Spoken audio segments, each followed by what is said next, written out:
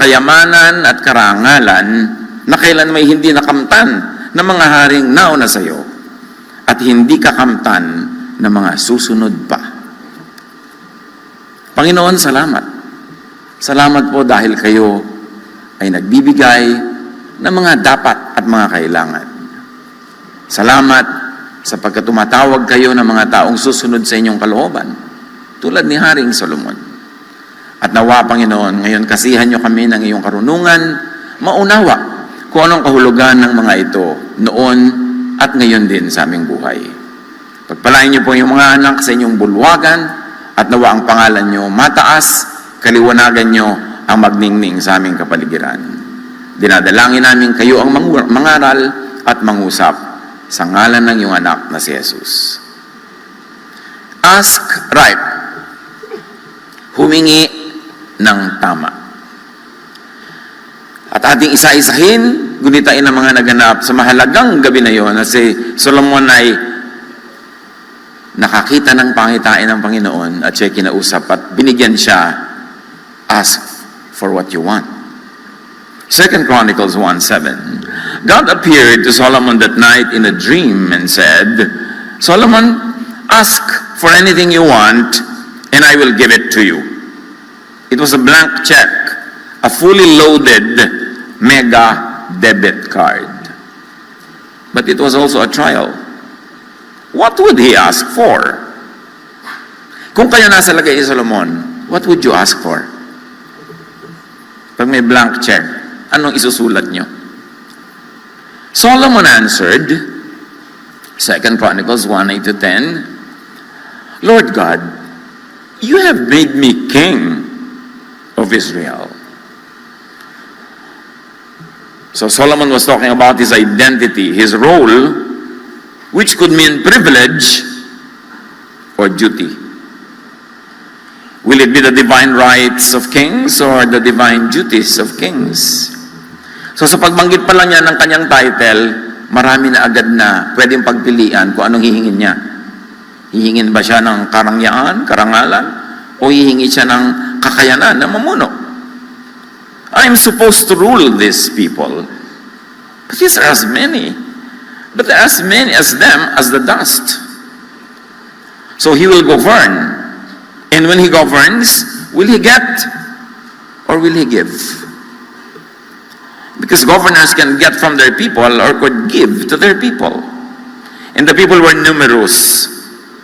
It would have been profitable to exploit them because there were so many, but daunting and challenging to satisfy them. That's on the shoulder of the king. So make me wise, Solomon implores God.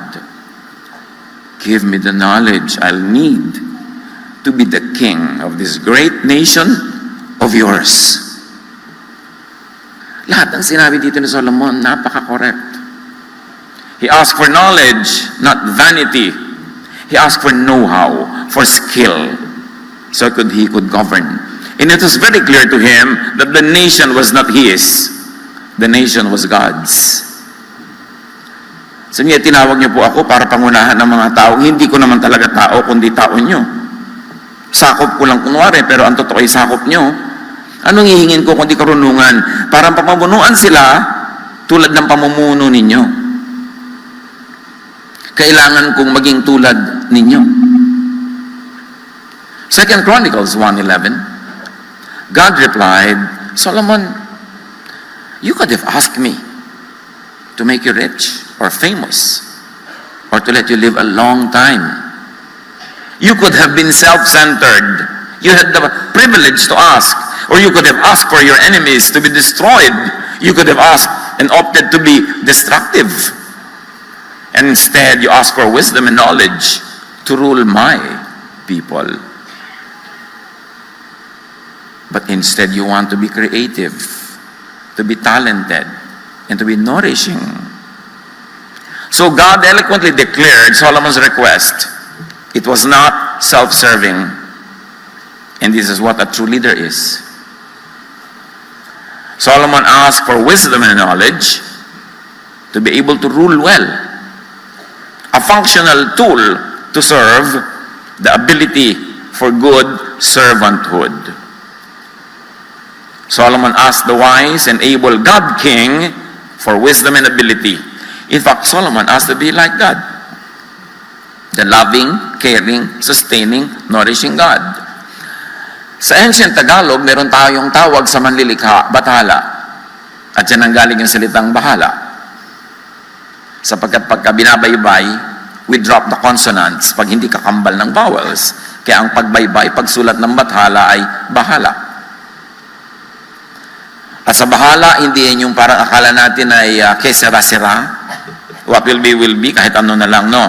Because para ang bahala ay ibig sabihin, para kang bathala. Kaya pagka sinabi ng namamatay na magulang sa kanyang anak, anak, ikaw na bahala sa mga kapatid mo. Hindi kesera-sera yun. Alagaan mo yan tulad ng pag-aalaga ko.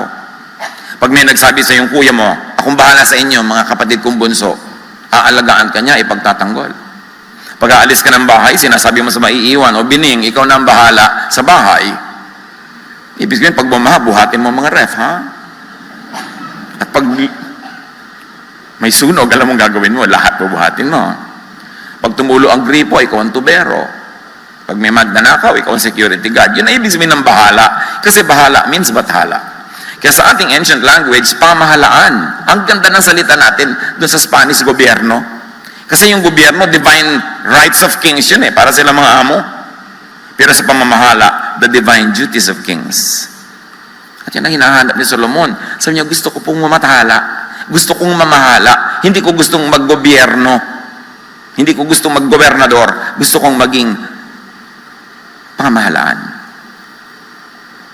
Solomon asked right. It was very, very, very right. So God gave him what he asked for.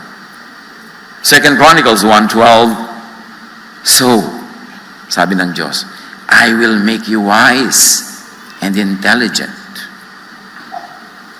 Siyempre, pag wise and intelligent, lahat kasunod na. Kahit ang yaman-yaman mo, may minana ka, pero hindi ka wise and intelligent, ilang taon lang, ubos na yon. Pero yung ipinanganak sa hirap, pero matalino, yun ang magkakaroon ng kayamanan sa buhay. Parang sinabi ng Diyos, your request is to be like me. To be kind. To be the kind of king that I am. Ako yung sinasabi mo eh. Your request is for me to give you what I really want to give you. You are requesting for what I really will. Yan ang will ko. So, of course, request granted. 1 John 5:14, this is the confidence we have in approaching God. That if we ask anything according to His will, He hears us. At sabi pa ng Diyos kay Solomon, ibibigay ko yung hiningi mo. But I will also make you richer and more famous than any king before or after you. Hindi mo hinangad, hindi mo ginuni-guni, hindi mo pinagpunyagian. You did not worm yourself into this position. You did not get into all kinds of intrigues and deadly competitions. I'm going to give it to you for free. God added great bonuses to an otherwise very selfless request. Unequaled wealth and fame. Unequaled before or after. God is rich. He likes to give wealth when you pray right. Hindi tayo ng Diyos gustong paghirapin. Hindi virtue na maging maralita. Gusto ng Diyos. At hindi mo kayang ubusin ang kayamanan ng Diyos. So naging hari si Solomon, naging tanyag, at nabalitaan siya ng isang napakaganda at napakayam at napakamakapangyarihang reyna in the south of the continent sa Sheba, the land of Sheba. 1 Kings 10, 1-4. Nabalitaan ng reyna ng Sheba ang katanyagan ni Solomon.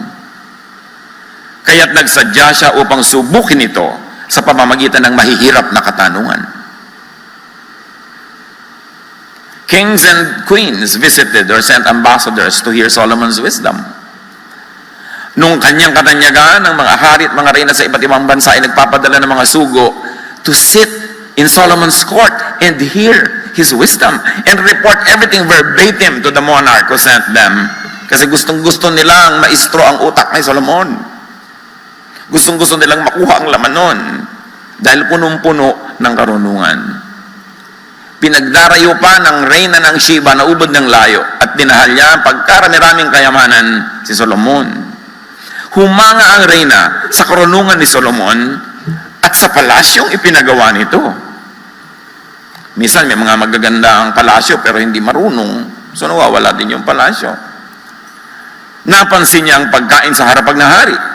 Sagana, masarap.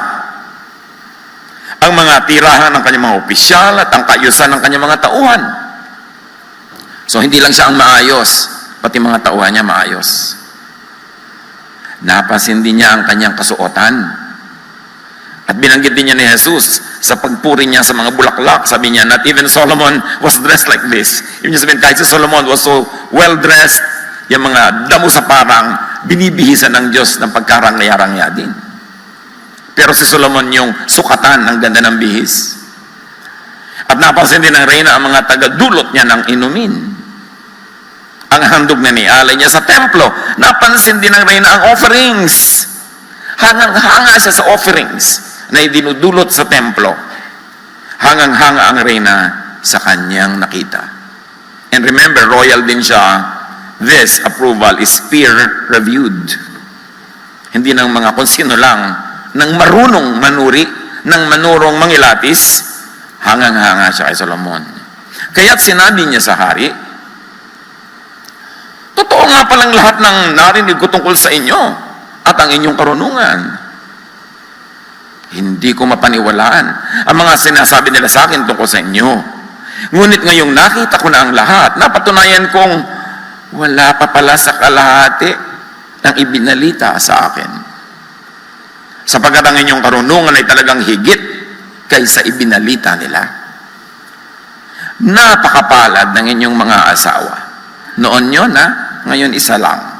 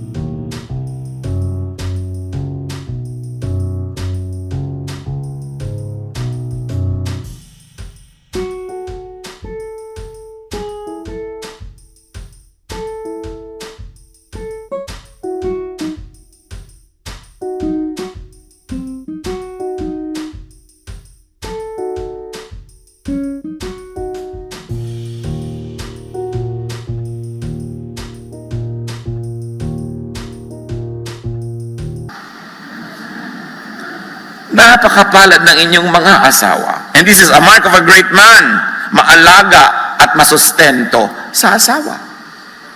Mga wives, panahon nyo ng kalabitin nyo, katabi nyo ang asawa. Sabi, napakapalad ng mga asawa nyo, pati mga tauhan nyo, lahat kayo. Mapalad ang inyong mga tauhan sapagkat lagi nilang naririnig ang inyong karunungan. Hindi sinabing dahil magaganda ang damit nila, masarap ang pagkain nila, marunong dungting lang to Sabi niya, napakapalad ng mga tao dito sa inyong palasyo dahil silang kauna-unahang nakakarinig na inyong karunungan. Laging makinig sa marunong. Because blessings will come through those who are wise, not through the foolish. Purihin si Yahweh ang inyong Diyos na nagpala sa inyo at naglagay sa inyo sa trono ng Israel. Dahil sa patotoo ni Solomon at ng kanyang mga tauhan, napuri ng isang reynang hindi mananampalataya ang Diyos. Dahil sa walang katapusang pag-ibig ni Yahweh sa Israel, ginawa niya kayong hari upang mamahala dito at magpairal ng katarungan. So ang kapakanan ng taong bayan ang tunay na pakay ng Diyos sa pagpili at pagpapala kay Solomon at hindi yung lingid sa reyna ng Sheba. Si Haring Solomon ang pinakamarunong at pinakamayaman sa lahat ng mga hari sa buong mundo. Dinadayo siya ng mga tao mula sa lahat ng panig ng daigdig upang marinig ang karunungang ibinibigay sa kanya ng Diyos. Maraming aral. Pag tama ang hinihingi, pinagpapala ang tao. Kung ikay hari, ikay namamahala, ikaw ay magulang, ikaw ay kapatid, ikaw ay manager, ikaw ay may-ari ng isang pabrika, dapat tama ang hinihingi mo sa Diyos. Kasi sa pagiging tama ng hinihingi mo, pati mga tauhan mo at nasasakupan, mapagpapala. Pero kung ano-ano mga kaburaraan ang pinaghihingi mo sa Diyos, madadamay din ng mga taong nasa ilalim ng iyong sakop. Yang paghingi sa Diyos, malaking pribilehiyo, malaki ring pananagutan. At pag pinagpala ang tao, pati ang mga kasama niya ay mapalad. Malaki ang pananagutan ng isang ama, ng isang ina, na itama ang isip, itama ang karelasyon sa Diyos, itama pati mga dasal. Kasi ang kanilang mga anak, mga apo, mga manugang, ay uunlad o kaya ay babagsak.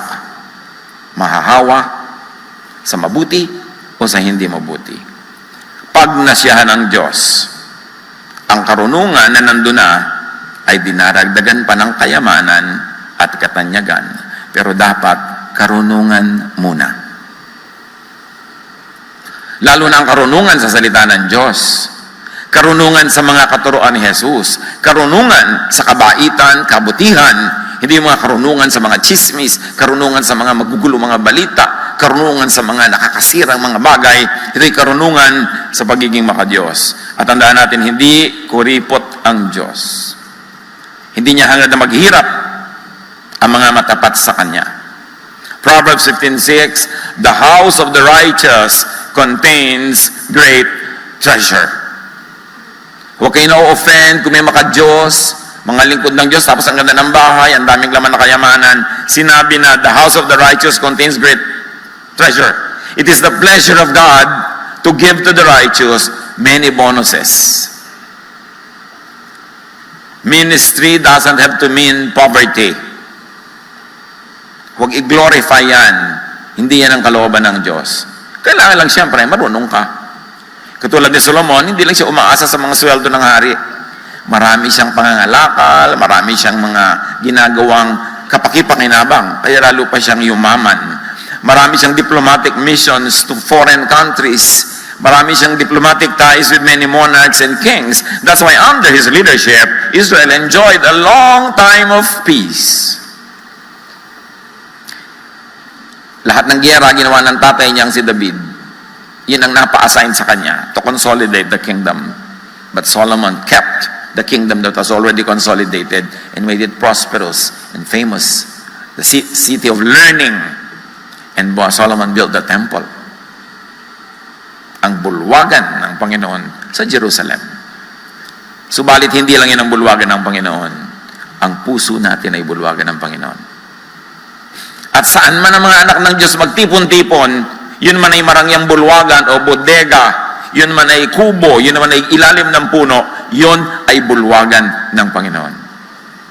Salamat, maginhawa tayo dito. Pero kung tayo ba dinala ng Panginoon sa bodega, malulungkot tayo? Kung ibinigay sa atin yung bodega, number 6 sa pier. Medyo lalangoy-langoy ka pa bago makarating halimbawa. Ikalulungkot ba natin yon? Kung saan tayo dalhin, ipagpapala, puri natin ang Panginoon. We have the heritage of a pilgrim people. At konting commercial mula sa aking message dahil marami sigurong tanong sa inyo, ba't ba tayo nandito ngayon? Nung Martes, tumawag ng meeting ang Cultural Center of the Philippines na may-ari ng Folk Arts Theater, only to tell us that they have found new defects in the building and immediately they wanted us out. So I will not permit any one of you to enter that hall after hearing that. But there's thousands of you. Martes, alas 2 ng hapon, bigla tayong homeless. Miyerkules may service, ngayong linggo may service. Kung ano-anong pumasok sa balintataw ng inyong lingkod, Magtayo tayo ng mga tent dyan sa quadrangle, sa may flagpole, para makapag-meet ngayon. Hinanap namin ako ano-ano, mga hotel, mga ballroom, mga puno. Bago nagsara ang opisina nung Martes, mga kapatid, ibinigay sa atin ng Panginoon ng bulwagang ito. At yung mga magre-reklamo sa inyo, ba't wala tayo doon? Sige, doon kayo. Dito kami. Dinala tayo ng Panginoon. It's so wonderful. It's miraculous. Buong buwan ng Agosto, dito tayo. Nakabook na lahat. At inaayos natin. Dito na tayo hanggang bumalik ang Panginoon.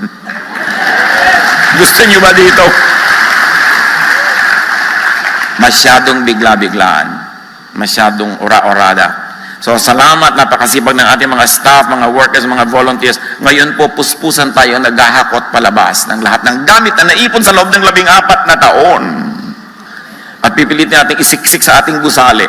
Noon pong mga 1990s, nagpatayo na tayo ng gusali. Bumili na tayo ng lote.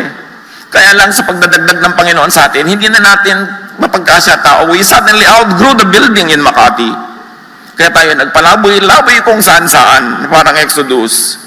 Magaganda naman ang lalabuyan natin. Salamat sa Diyos. Pero ngayon, narito tayo. Ito ngayon ang bulwagan ng Panginoon. Purihin ang Diyos. God is super wealthy and kind. Pero kung minsan ina-assign ka niya sa isang lugar na hindi wealthy, assignment mo yun, take it. Kanya-kanyang assignment. Kanya-kanyang panahon. Psalm 24:1, the earth is the Lord's and everything in it, the world and all who live in it. So dapat, alam mo yun, pag nananalangin ka, mayaman ang Diyos mo. Hindi kanya gustong tipirin. Ang tanong lang, are you asking right? Ikaw yung sabi, kung gagawin kitang hari, baka tanong mo, ilan po ang mga diamante sa aking kwintas? Yun agad ang mga tanong-tanong mo. Kailangan tama ang tanong. Ask God for what you need in order to do your assigned task. And this is your task as a father, as a mother, as a sister, as a brother, as a corporate official, as a government worker. Ask God for what you need in order to do your assigned task. Your work, your duty, your ministry. Yun ang dapat number 1 hinihingi. Ephesians 2:10, for we are God's handiwork, created in Christ Jesus to do good works, which God prepared in advance for us to do. In one sentence, sinabi, lahat tayo may nakatakdang mission sa buhay. Walang useless, walang taong walang halaga, hindi pwedeng wala kang mission. Sabi ganon, tayo'y gawa ng Diyos, created in Jesus, to do good works. At yan ay inihanda na ng Diyos bago pa man tayo isinilang. Ikaw ay nilikha, sinadya para sa isa o higit pa sa isang mahalagang mission mo sa buhay. Bawat isa ay may takdang assignment. Kaya si Solomon, nung tinanong siya, ano bang hiling mo? Yung assignment niya agad ang kinlarify niya. Ginawa niyo po akong king. Yun ang assignment ko ngayon. So dapat lang na ang hingin ko, yung hinihingi ng isang king. But will I be a king who takes or gives? Will I be a king who creates or destroys? Created by God. The office of the king is supposed to be caring and nourishing, and that's why Solomon asked right. So anong papel niyo sa buhay ngayon? Minsan ang papel natin panghabang buhay, meron naman seasonal.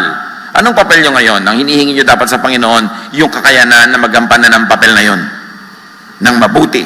Sapagkat kung mabuti ang pagganap natin ang ating papel, ang lahat ng ating mga katrabaho, lahat ng ating sakop, lahat ng ating pinaglilingkuran o naglilingkod sa atin, napapabuti. Hindi lang yan sa pagiging hari. Kahit ikaw'y manager ng 3 tauhan, hinirang ka ng Diyos. Hindi lang para sa iyong sarili. Binibigyan ka ng mga tauhan para lingapin mo sila. Hindi lang sila para pagtrabahuhin. Kailangan kasama sila sa mga tubo, kasama sila sa ating mga prophet. Hindi ikaw lang umaasenso, sila naiiwan. Kaya napansin niya yung Queen of Sheba, pati mga tauhan, nagaganda ng bihis. Maayos sila. Hindi sinosolo ng hari ang kayamanan, lahat binibigyan. Pag nasa tamang pwesto, magiging mabunga, magiging maasenso. Kaya mga ibang tao, bakit po kaya hindi ako maasenso, hindi ako mabunga, hirap na ako, nagsisikap ako. Nasa mali ka siguro ng lugar. Yung namang cactus ka, nagpipilit ka dyan sa batis. Ano mangyayari talaga sa'yo? Dapat nandun ka sa buhangin para ka doon manariwa. So unahin na ito, alamin ang papel at misyon nyo sa buhay. Alam nyo na ba? Kasi pag alam natin ang misyon natin sa buhay, hindi tayo na iinip, hindi tayo nalulungkot, hindi tayo na-stress at na pupuno ng mga depression. Kasi may mission ka eh. Alam mo kung saan ka dapat makarating. Dapat palapit ka ng palapit doon everyday. At kung natapos na yun, may bago uli. Alamin ang papel nyo sa buhay. Ang papel nyo sa bayang ito, ang papel nyo sa inyong community, sa inyong pamilya, sa ating church, ang papel nyo sa inyong magkakaibigan. May papel ka sa bawat katipunan na kinabibilangan natin. At lumugar. Tatay ka, magpakatatay ka. Anak ka, magpakaanak. Teacher, magpaka-teacher. Lumugar. Because God is God of order. Gawin ito. Develop your knowledge and skills and experience. Contribute to the world. Contribute to your world. God assigned you to do that. And when you do that and others also do their assignments, you all mutually help one another, you notice each other, and you all end up being happy, joyful, peaceful, prosperous. Pagka ikaw ay ginagawa mo yung tungkulin, ginagawa din ng iba yung tungkulin nila, lahat tayo nabibiyayaan. Kasi ang pinaglilingkuran naman natin ay ang isa't isa. But when you are absent from your correct position, it is empty. Or somebody else who takes her correct position must do dual roles to take your vacant position. Kaya dapat nasa lugar. Ask God for empowerment to be a good worker, a good leader, or a good follower, kung ano man ang papel mo sa oras na ito. Know your place. That was the sin of Lucifer. He forgot his place. He tried to usurp the authority of God. Satan tried to be the God of people, trying to take the place of God.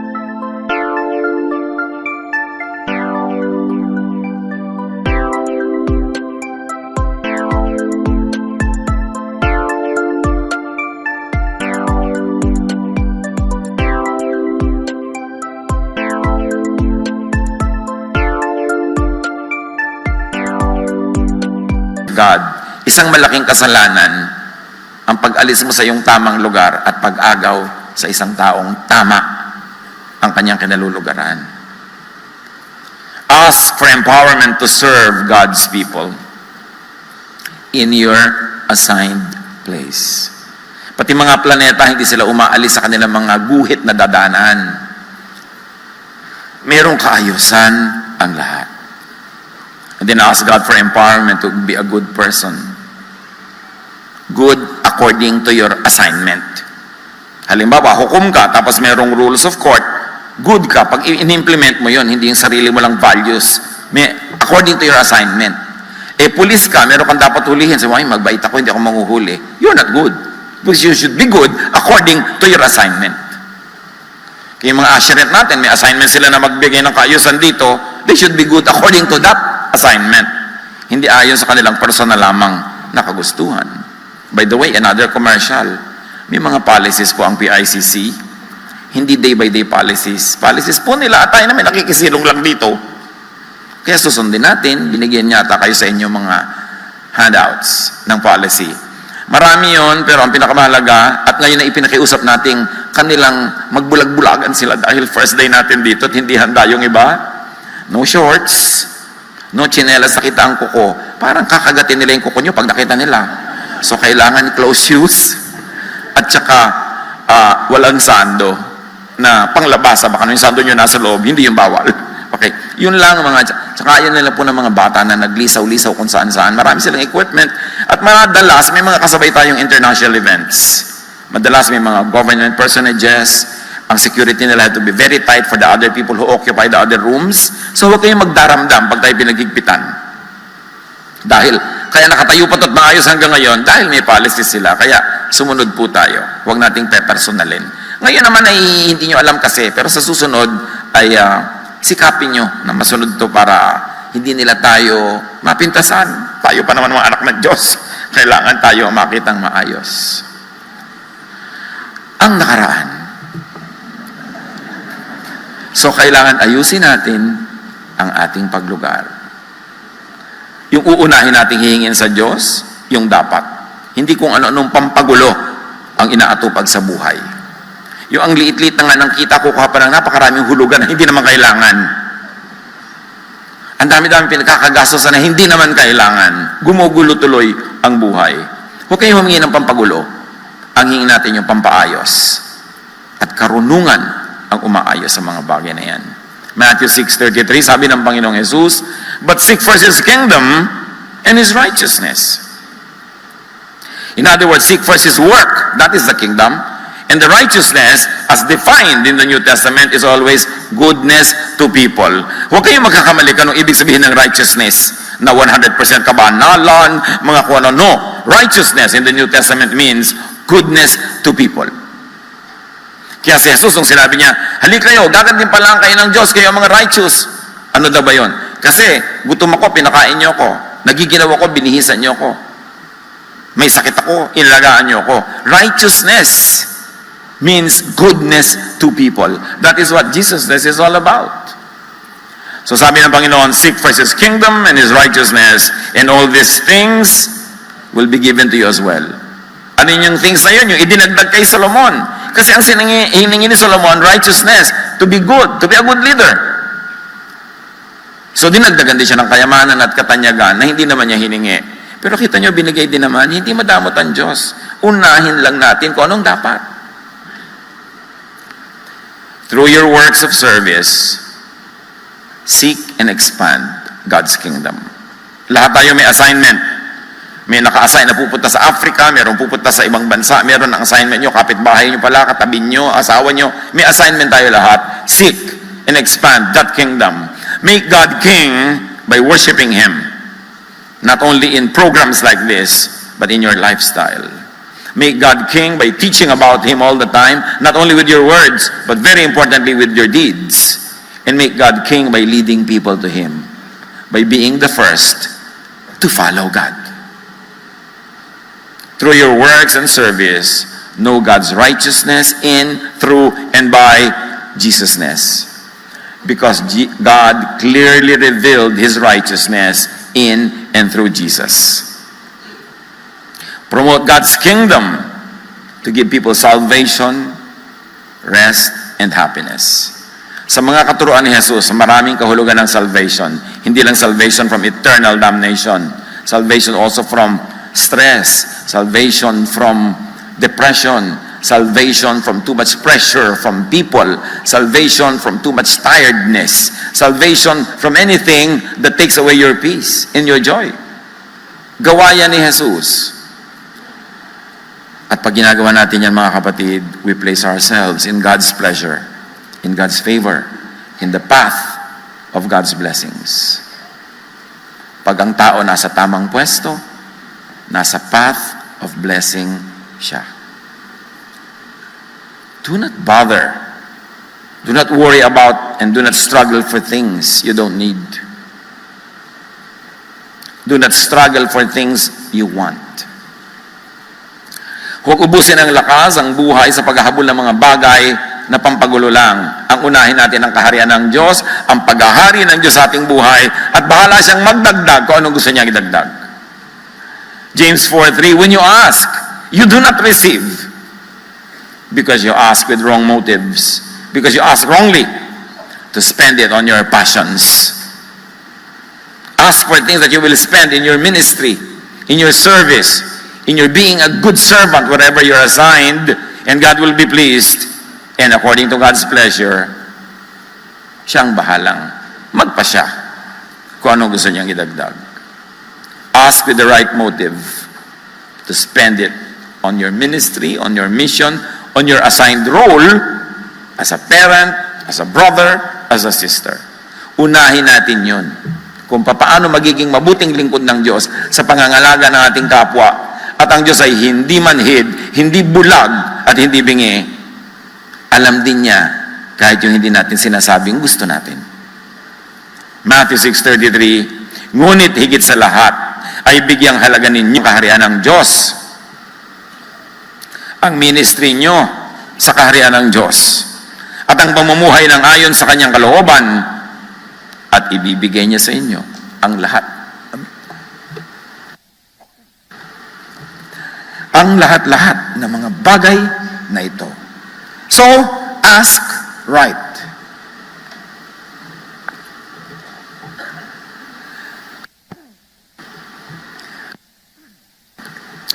Very importantly, ask with the right motive.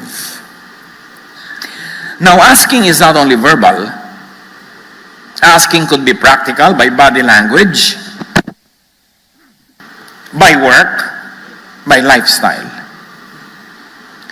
Kahit hindi ka hingi ng Diyos, Diyos ko, paasensohin niyo po ang negosyo ko. Pero ang sipag mo, ang galing-galing mo makitungo, makisama sa supplier, sa iyong mga kliyente, aasenso yung negosyo mo. Kasi yung action mo, prayer yun eh. Dapat, yung sinasabi ng bibig at ginagawa ng katawan, tugma. Kahit dasal lang yung bibig, hindi ka tugma yung katawan mo, walang mangyayari. Solomon asked for wisdom, at hindi lang siya humingi. Pag binasa nyo ang buong kasaysayan ni Solomon, he studied non-stop. Pati botany, pati biology, pati mga insekto, pinag-aaralan niya. Yung mga ambassadors na pumupunta sa kanya, hinihingan din niya ng karunungan ng pinaggalingan ng bayan. Hindi pwedeng siya lang ang magsasalita. O ikaw naman, anong karunungan ng mga ninuno nyo? Ano ang inyong mga kasabihan? Kaya kinulekta ni Solomon yung Proverbs. Hindi siya lang may sabi ng lahat ng yon. Kinulekta niya yon sa napakarami rin niya mga bisita. Sa napakaraming dumadalaw sa kanya. One of the greatest losses of humanity, of civilization, was the burning of the library in Alexandria. Several decades after the Lord went back to the Father. Kasi for hundreds or thousands of years, ang lahat ng mga hari sa lugar na yon, lahat ng dumadaong na barko sa Alexandria, kinukuha nila lahat ng libro. At di nila pinapaalis yung mga yon hanggang hindi nakokopya yung libro. At pag alis nila, binibigay sa kanila yung kopya. The original stayed in the library of Alexandria.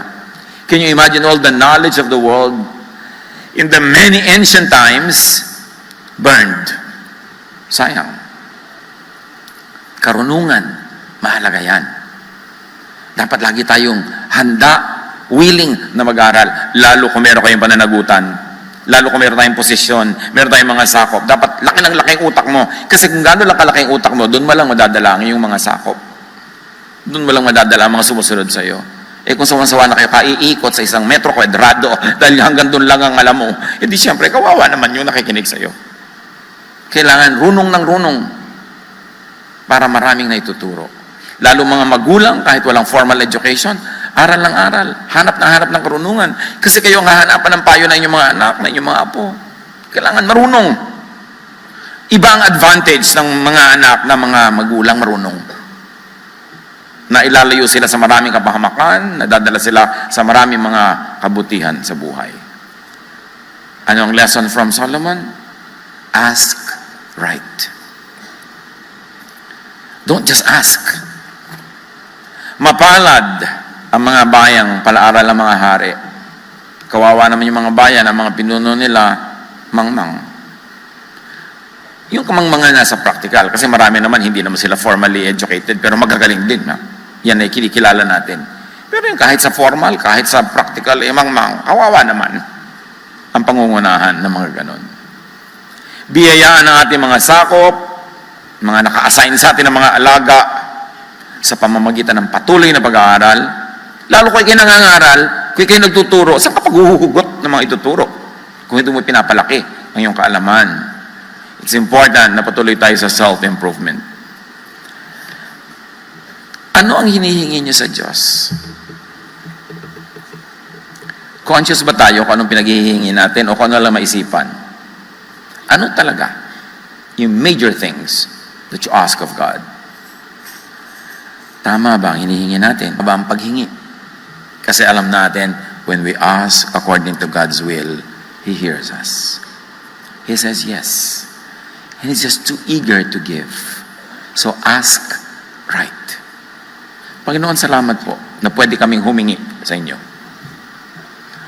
Pakalinawin niyo sa amin, turuan niyo kami kung paano humingi ng tama at kung paano tama ang hihingin. Mayaman kayo, mabait, mapagbigay. Ang paraan lang ng paghingi namin at ang mga inuuna naming hingin ang nagiging dahilan para kami